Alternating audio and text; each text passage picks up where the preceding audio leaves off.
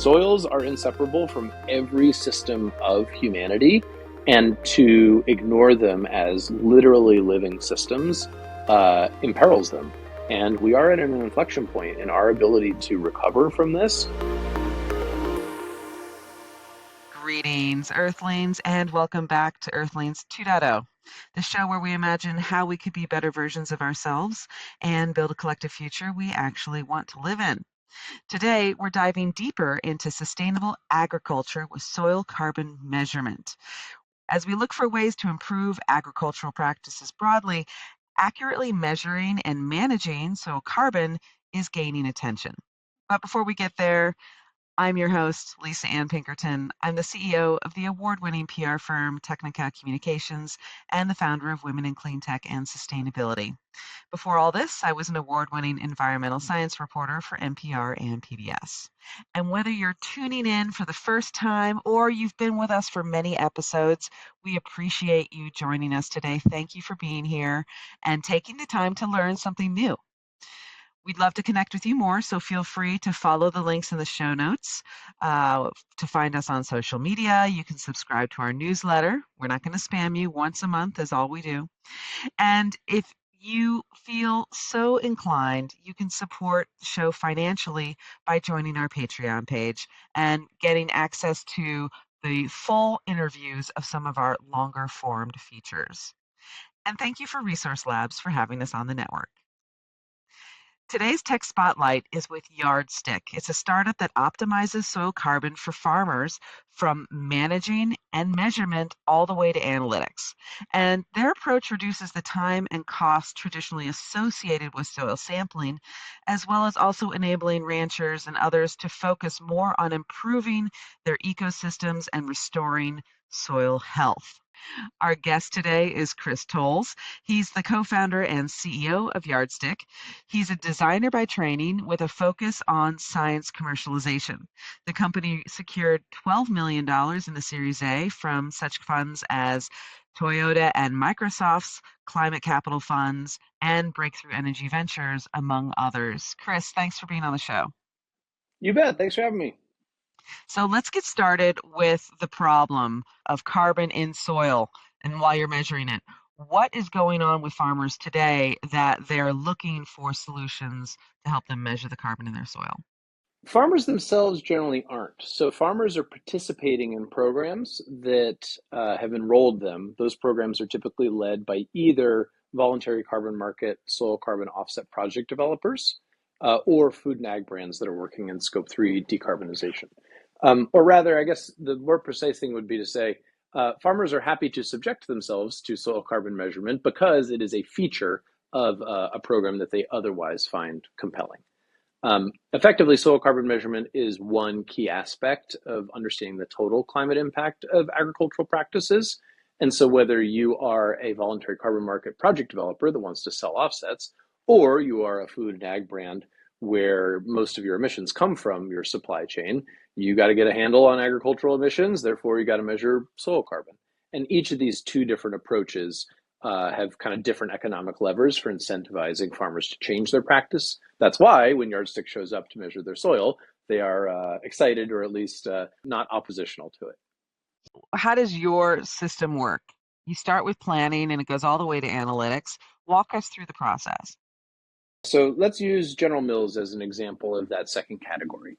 General Mills is saying, when I look at the LCA, the kind of carbon footprint of my Cheerios, I see that 80-90% of those emissions come from the oats. That means General Mills can use, more efficient refrigeration in their plants. They can switch their delivery vehicles to EVs. They can put solar panels on their roof, and it doesn't matter. What matters is the emissions of the agricultural inputs to their food products, oats in the case of Cheerios. So General Mills calls up their oats suppliers, who are, of course, many steps removed from the individual farmers doing the oats farming, and says, like, hey, you know how to date you've had to provide me with oats that meet these performance criteria? Moisture content, right? Nutrition content, food safety. There's a new criteria in town, and it's going to be emissions. So General Mills is reaching into their supply chain to say, let's get a handle on what's driving agricultural emissions in oats. One part of that is going to be yardstick measuring your soil so that as we change management practices, as the way we farm oats, we can see what's working or what's not working. The actual experience, therefore, for General Mills is agreeing with Yardstick what are the farms that we're going to measure.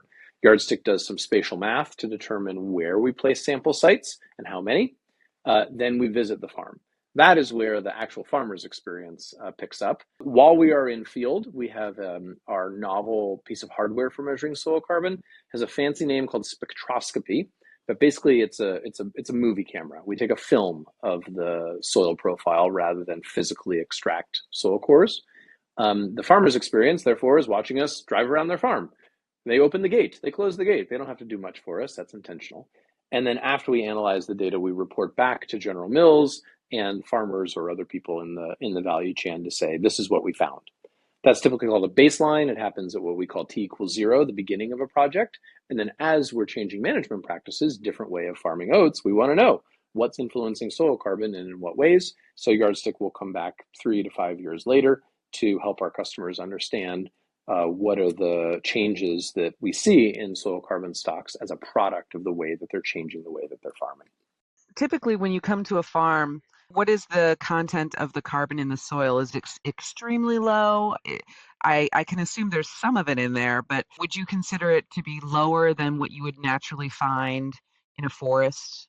So the answer in soil is always it depends. For example, you just use the word natural, naturally occurring. Like, what is natural, right? Humanity is a part of the world. Is there such a thing as like soil landscapes that have been untouched by humanity? If they're economically productive in any way, like, kind of no. So putting aside the like many hour philosophical question of natural, um, in aggregate, we have severely degraded soils. To oversimplify a little bit, for the last 150 years, kind of the dawn of the Industrial Revolution, we have been able to manage land much more successfully in terms of calories, yield.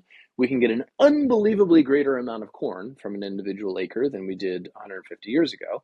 And that's been good. We've like needed that. That is not categorically a bad thing, but it's come at a cost. And because we lack good feedback loops on these other things, emissions is a great example. Soil carbon stocks is a sister example. We have optimized for one thing very successfully and kind of messed up other things in the process. So there's probably soil in the world that is not degraded. Depending upon your definition of degradation, the numbers are 30 to 60%. Um, that means that whatever the absolute magnitude of the problem in an individual location is, at a population level, we have a giant problem. And that's why Yardstick is coming in at the right time. That said, to get specific, like typical soil carbon concentration ranges for row crop agricultural soils in the US, they can range from a 0.5%, which would be pretty rough conditions, to 3, 4, 5%, which would be pretty sweet stuff. The reason we have an amazing agricultural economy in the US is because we have amazing soils, but the spatial variability of soil carbon is very high. And that's actually a big part of why Yardstick as a technology is important. Tell me a little bit more about why you decided to use this video process, the probe, as you called it, or compared to doing soil cores. Tell us a little bit more about how that works. I definitely didn't decide it. We are responding to a body of evidence. Spectroscopy is the fancy word for that video camera. That's a discipline that has existed within soil science for decades now. When Yardstick was formed, late 2020 into kind of January 21, what we were realizing as a team was the time has come for this academic research to become a company. It's ready to be commercially mature, available on a commercial basis. So to oversimplify again a little bit, like we just kind of like read the literature and said like, what is the strongest evidence base? If we agree that lack of measurement is a problem, you just like stack rank all the alternatives, and it's overwhelming that one of these is most dominant in terms of the volume of scientific evidence that it can do a better job. Of course, I literally started the company, but so there was a decision in there. But really, like we're just responding to the literature, and it's responding to the consensus of the scientific establishment. The spectroscopy is the only alternative measurement technology that can go the distance, at least on the timelines that we're talking about. How it works, and we can include a video of the probe in the show notes. Imagine a big ass hand drill. Um, as you drill into the soil, you're drilling directly into the soil. The tip is fluted. It kind of has like it's like a screw head at the tip, so it gets purchased in the soil and then it's pulling itself underground. At the tip of that probe is a sapphire lens, and so as it's rotating, it's recording effectively a corkscrew-shaped spectral movie of the soil profile. I can go to the zoo and record a smartphone video and text it to you and say, hey, watch the video and let me know when you see the beluga whale. I guess that would be an aquarium rather than a zoo, but you get my point. You will presumably watch the video and at least directionally know what a beluga whale looks like. And then it'll be like, aha, Chris, there it is at minute 3:12. That's because you know what the shape of a beluga whale is, right? Your mind has been trained to associate the word beluga whale to this particular shape.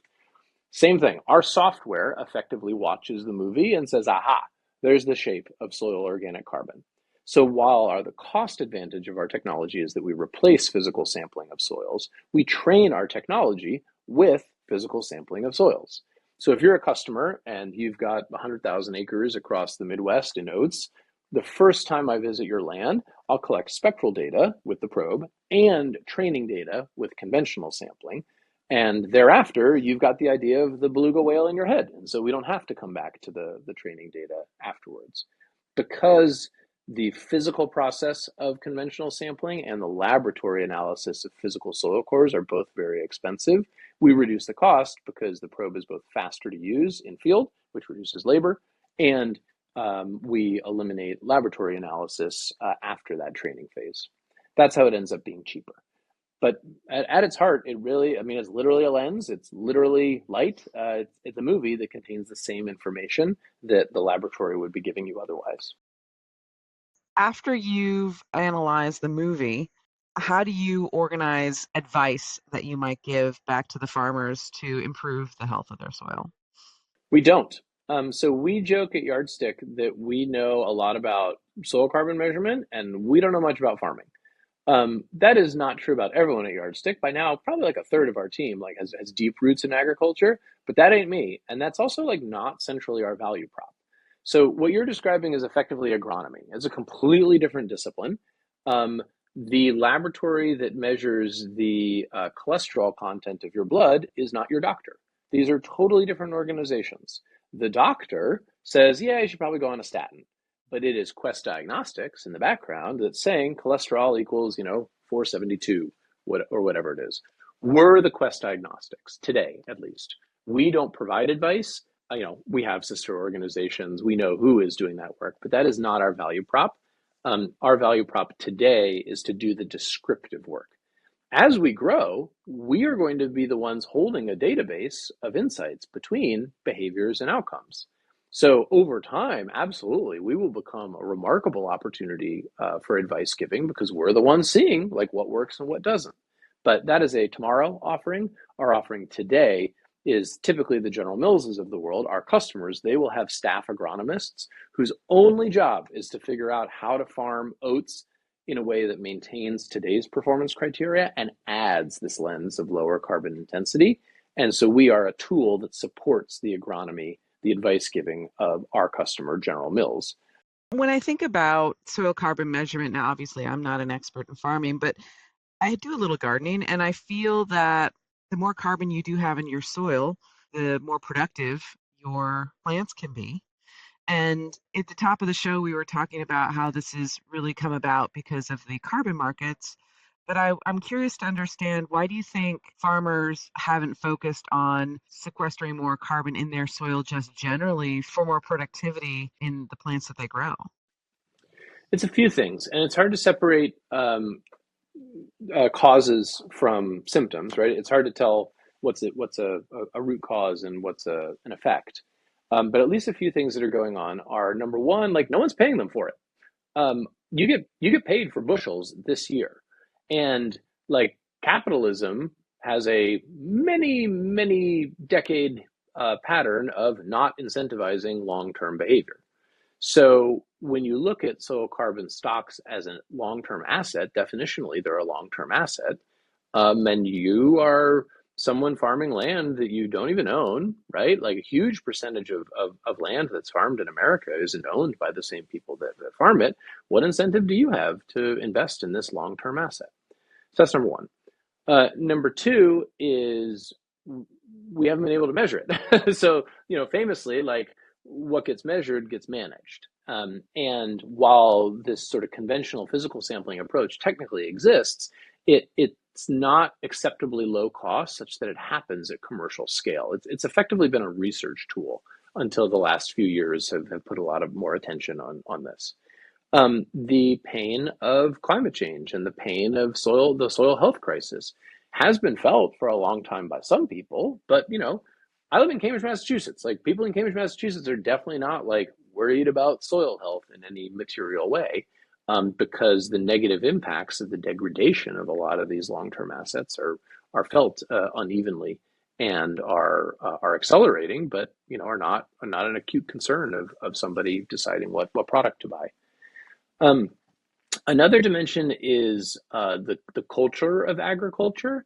There are a lot of stereotypes around farmers as like change averse, and that's true in some ways. It's totally untrue in other ways, right? These are people that have to adapt constantly.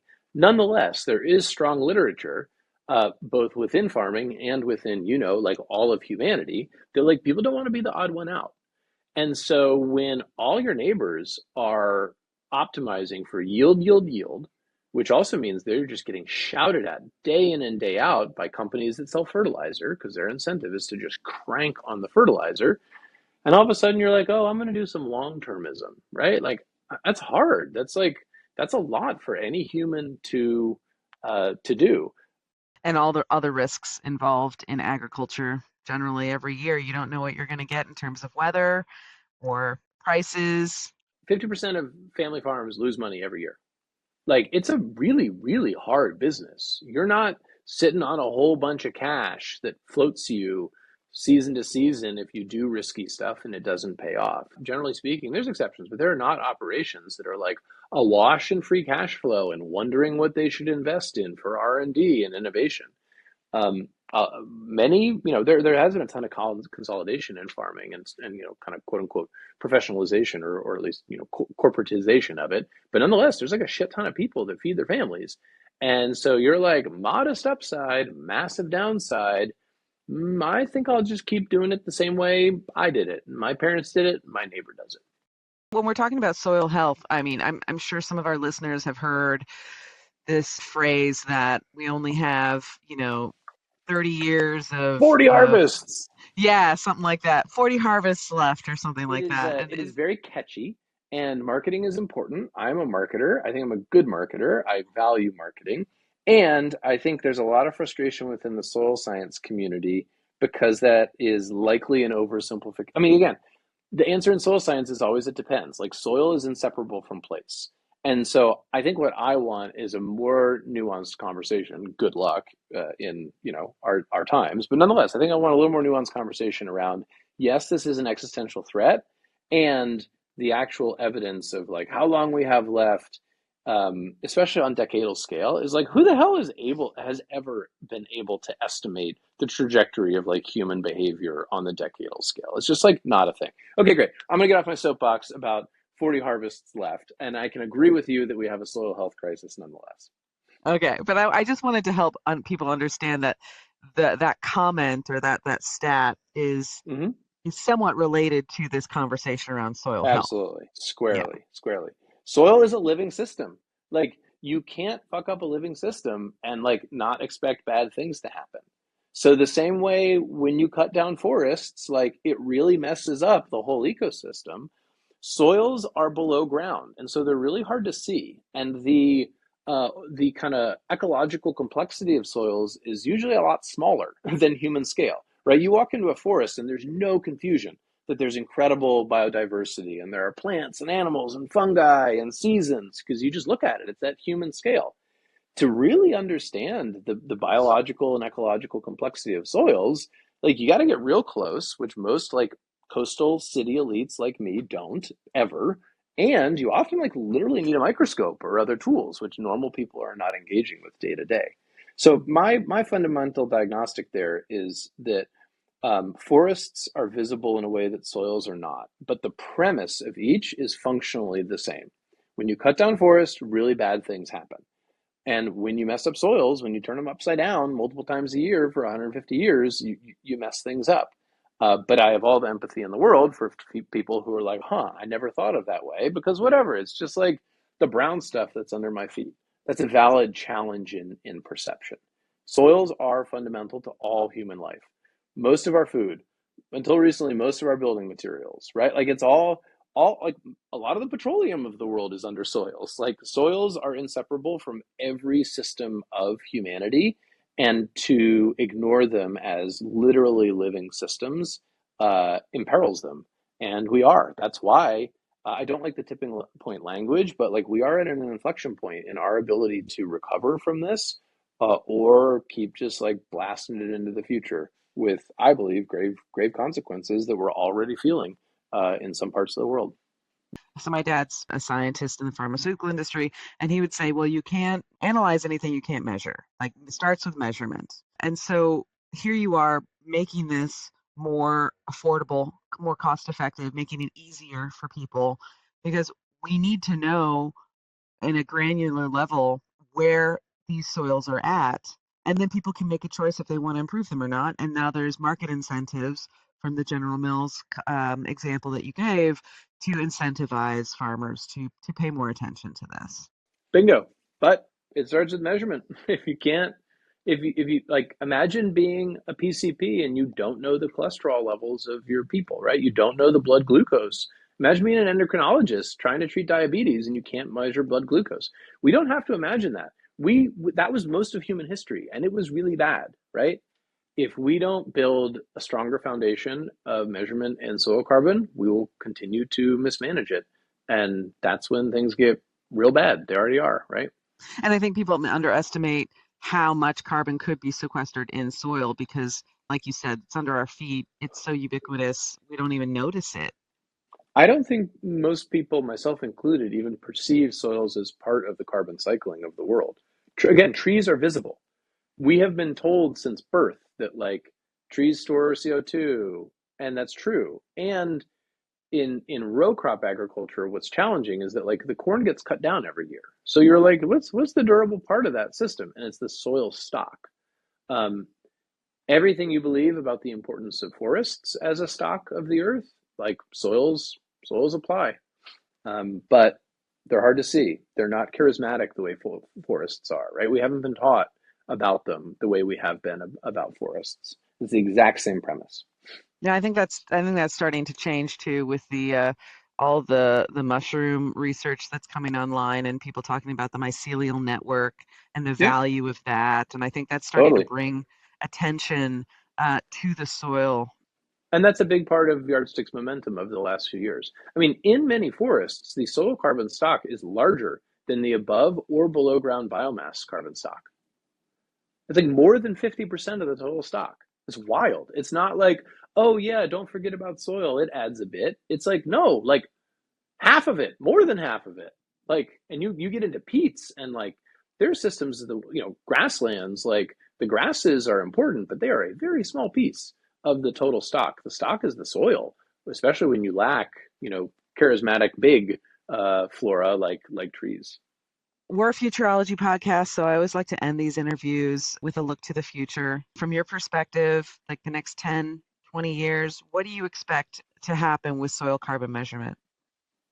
I think it's very likely that Yardstick solves the science problem of soil carbon measurement, and the rest of humanity doesn't solve the market's problem of soil carbon. Um, if there were no money to be made in reducing cholesterol, there would not be many doctors spending much time on it, right? Like, if there weren't drugs for disease X, the diagnostics aspect of that disease is going to be pretty limited.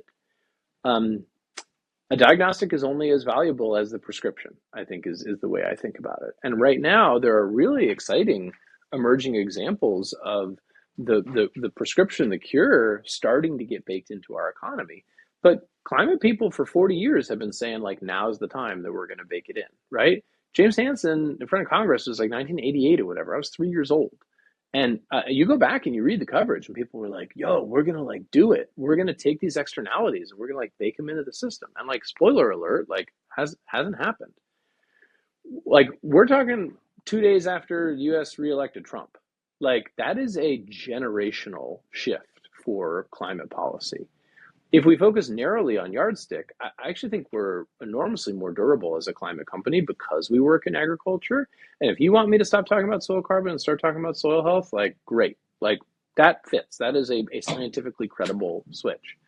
And uh, like he's been absolutely transparent in his intention, which means what's a world in which we have challenged uh, foundations of long-term thinking. Back to my point about long-termism. There's fundamentally two business models in the world that have an intrinsic long-termism. One is federal governments, and the other is insurance. And like the federal government in the U.S. is like pretty fucked up right now, like existentially so. And so I really struggle to believe that any voluntary action is going to be sufficient. I don't struggle to believe that. I don't believe that. And I don't think anybody who is paying attention believes that. Voluntary alone, like, will not do it. When you say voluntary, like leaving it up to the markets. Yeah. Yeah. Voluntary carbon markets. Like the V is for voluntary. Like what corporation voluntarily throws cash at stuff, at real scale? It's just like, it doesn't happen. Thankfully, there are other governments in the world besides the United States, turns out. And there's real promising examples like CBAM, Cross Border Adjustment Mechanism in the EU, is awesome. CRCF is a carbon removal certification framework in the EU. There are ways to make progress without the US. But you are definitely getting me on a day where I really struggle to see how the US will not significantly kneecap like overall global momentum. Um, I think Yardstick is going to be able to squeak by because even if you're a congressperson in Iowa and you do not give a shit about climate change, 100% confidence you care about soil health and Mhm. 100% confidence that your constituency agrees that we have a soil health crisis. um, that's also dissatisfying to Yardstick. Like we founded the company to focus on the climate crisis, and we can play in that adjacency if we have to. And I believe that there's a ton of credible climate impact, even if you never say climate out loud. But what is fundamentally going to change in a country where we can't even pass scope 3 disclosure, never mind like scope 3 reductions? What's going to happen in a country where we confidently and directly and boldly reelect an explicitly authoritarian chief executive? I don't know. I wish I could give you a better answer than yardstick will be fine because we'll change our vocab and at least Europe exists. But that's what I got for you today. I feel yeah, I'm in that same mental framework as you. Here we are at a time when we're fighting for every tenth of a degree. It's like getting a massage with a single finger. Like that's basically Yeah, what we're doing right now, right? totally. Yep. And and it's like, oh, we're just gonna, do it with like half a finger then. I still believe in humans, and I still believe that people are gonna keep up the fight regardless of what's going on politically in this country because there's a lot of good work that people are doing out there that they can continue doing. But it can feel discouraging when you can see how a future timeline might play out. And it doesn't feel like things are going even remotely in the right direction for that timeline to be Yeah. adjusted. At its core, climate solutions have to either make someone new money or save someone money, like full stop. Everyone agrees with that in the long term. Hmm. So I think in the immediate term, call it the next few years, call it the next Trump administration. What this is going to do, it's going to clear the room of everybody who thinks that they can skate by on early venture capital and take a decade to figure out the fundamental, like middle of the adoption curve economics. And it will enhance the organizations that can operate in that middle of the adoption curve economics sooner, more successfully, more credibly. Those are the companies that I think are gonna thrive in this administration, and they will also thrive in contexts where we do have more long-termism, right? Well, and we see this ebb and flow with the climate tech startups and those, and you're right, it's those that depend on those political tailwinds as you shared, they're the ones, they're very vulnerable. Like every startup has an existential uncertainty. That's just yours, right? Like I hate the flavor of this conversation that starts to make it sound like people that run those companies are idiots because they're not. Like I know a lot of them. That's just the risk that you decided was acceptable, and now like guess what? Like it happened. So what are you going to do about it? Yep. Is there a flavor of your company that adapts to that? Is there not? I think for a lot of companies there are, and a lot of companies there are not. And Yardstick just has to figure out which we are. And that's all things are in cycles, right? We're talking about agriculture. What's a better representation of cycles? I particularly am trying to resist the like a, a predictable engineering brain lens on anything agricultural. Like I've learned a lot. There's this amazing program called Breaking the Mold that's all about white men in leadership. And a big premise is that like white men lack multi-generational thinking, and that's a bit hyperbolic, right? Like white men are diverse, and nonetheless, like directionally, hell yeah. And to all of a sudden step back and say, hey, as scary as this election is for my company and my 1 to 3 year runway, um, life is long. And the better I can, I think, stay emotionally centered and lead through that uncertainty and choose a perspective that includes my descendants to know that, like, my kids will keep working on this, right? Their kids will keep working on it. Well, thank you so much, Chris, for your time today. I love philosophical conversations and soapboxes, so thanks for going there with me. It was Well, as you can tell, I'll talk. I wish we had more time. So Well, life is long.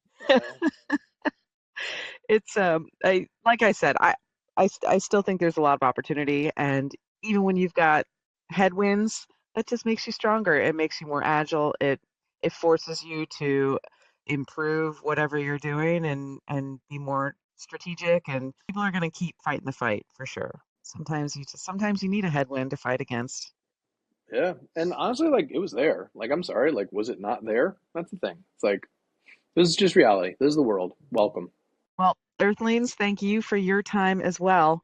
We will see you again on another turn of this beautiful blue-green space flower that we call home.